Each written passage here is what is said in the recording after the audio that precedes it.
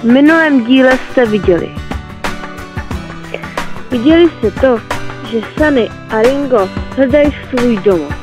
Jelikož se nemohli najít, vylezli si na velikánskou horu.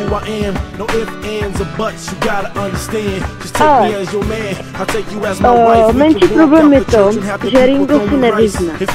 Tak poprosil Sunnyho, aby vylez a porozvídl. Pokračoval. Díl 1b.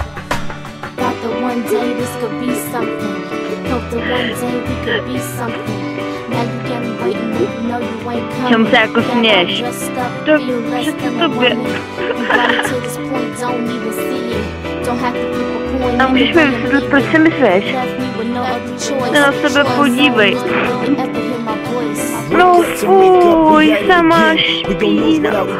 To jsi mi to nemohl říct, teď se trapný, no to je hrozný. Musím se radši porozvídnout, hlavně aby to byl někdy nějaký rybník, který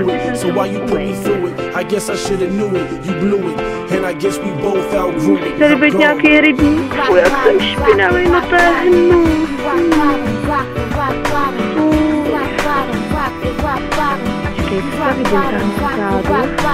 Barák a rybník.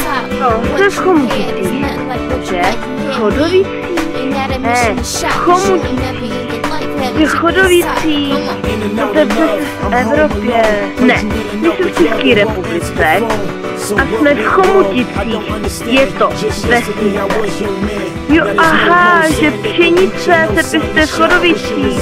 Ale nebuď chytrý, jo, a poslouchej mě, protože jsem tady byl dřív a teďko se musím jít vykoupat. Koukám, že ani tobě by to neuškodilo. Ne, jen vodu ne, prosím, Sunny. Nemel a jdeme. No tak jo, no.